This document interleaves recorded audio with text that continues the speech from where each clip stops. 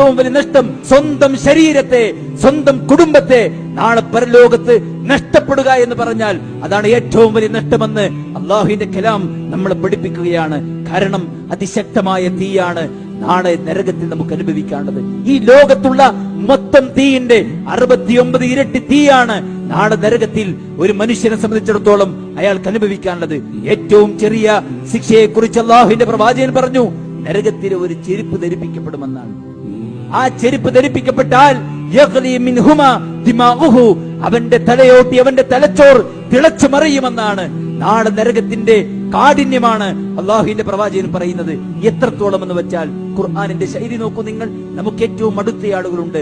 നമ്മുടെ ഫ്രണ്ട്സിന് വല്ല പ്രശ്നങ്ങളും സംഭവിച്ചപ്പോൾ നമ്മളെ എല്ലാം ത്യജിച്ച് അവരുടെ കൂടെ ഇറങ്ങിയിട്ടുണ്ടെങ്കിൽ നാളെ നരകാവകാശി കൊതിക്കുന്ന കാര്യം, നാളെ നരകാവകാശി അള്ളാഹുവിനോട് പറയും, അള്ളാഹുവേ ആര് വേണമെങ്കിലും ചോദിച്ചോ, എന്റെ ഉമ്മയെ, എന്റെ ഉപ്പയെ, എന്റെ സഹോദരങ്ങളെ, എന്റെ ക്ലാസ്മേറ്റ്സിനെ, ഈ ലോകത്തുള്ള ആരെ വേണമെങ്കിലും ചോദിച്ചോ, അവരെ നരകത്തിലിട്ട് എന്നെ നീ രക്ഷപ്പെടുത്തണേ എന്ന് ആഗ്രഹിക്കുന്ന ഘട്ടമാണത്.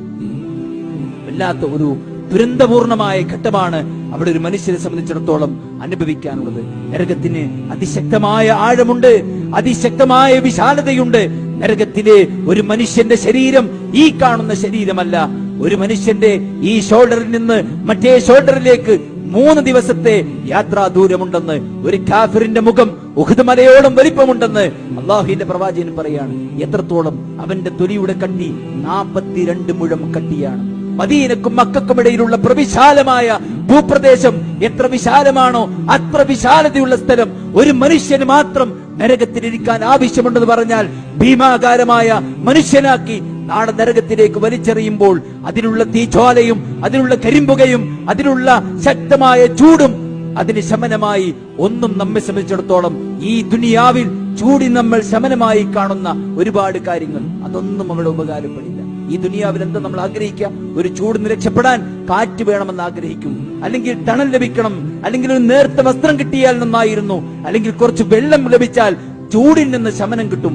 എന്നാൽ നാളെ പരലോകത്ത് നരകത്തിലുള്ള തീയിന്റെ അവസ്ഥ, കാറ്റിന്റെ അവസ്ഥ എന്താണ്? തുളച്ചു കയറുന്ന ഉഷ്ണക്കാറ്റാണ് നരകത്തിലുള്ളത്.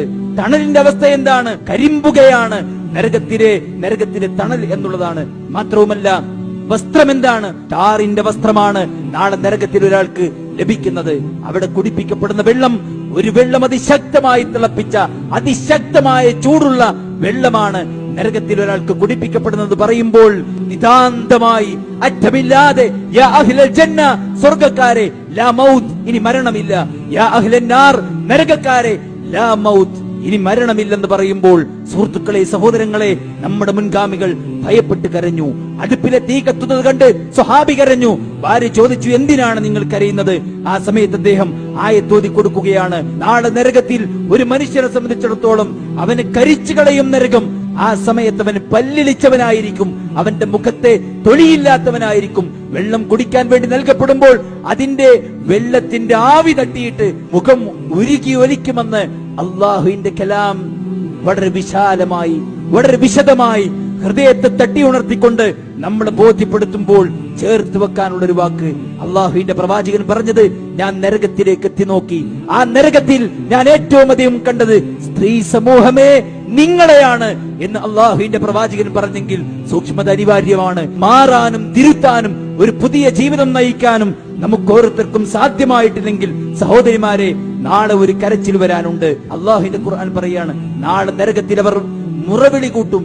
എന്നിട്ട് അവർ പടച്ചറബിനോട് പറയും, അള്ളാഹുവേ ഞങ്ങളെ നീ ഒന്ന് പുറത്തേക്ക് വിടുമോ? സൽപ്രവർത്തനങ്ങൾ ചെയ്യാൻ വേണ്ടിയാണ്, മാറ്റിവെച്ച പ്രവർത്തനങ്ങൾ ചെയ്ത് നല്ലവനായി തിരിച്ചു വരാൻ ആയുസ് തരുമോ എന്ന് ചോദിക്കുമ്പോ റബ്ബിന്റെ ചോദ്യം ഹൃദയത്തിൽ രേഖപ്പെടുത്തി വെക്കേണ്ട വാക്ക്, നിനക്കു ഞാൻ ആയുസ് തന്നില്ലേ, താക്കീതുകാരെ തന്നില്ലേ? മരണത്തിനപ്പുറത്തൊരു ലോകമുണ്ട്, സ്വർഗമുണ്ട്, നരകമുണ്ട്. അതുകൊണ്ട് മാറണേ എന്ന്, തിരുത്തണേ എന്ന് ഈ അവസരം ഉപയോഗിക്കാൻ നമുക്കോർത്തർക്കും സാധിക്കണം. റബ്ബിനോട് നിരന്തരമായി സ്വർഗം ചോദിക്കണം, ജന്നാത്തുൽ ഫിർദൗസ് തന്നെ ചോദിക്കണം. അല്ലാഹു സുബ്ഹാനഹു വ തആലയോട് കത്തിച്ചൊലിക്കുന്ന നരകത്തിൽ നിന്നും മോചനം ചോദിക്കുന്നതോടൊപ്പം അതിനുതകുന്ന ഒരു ജീവിതം നയിക്കാൻ നമുക്കെല്ലാവർക്കും സാധിക്കണം. അല്ലാഹു നമ്മളെ എല്ലാവരെയും അനുഗ്രഹിക്കുമാറാവട്ടെ. അസ്സലാമു അലൈക്കും വറഹ്മത്തുള്ളാഹി വബറകാതുഹു.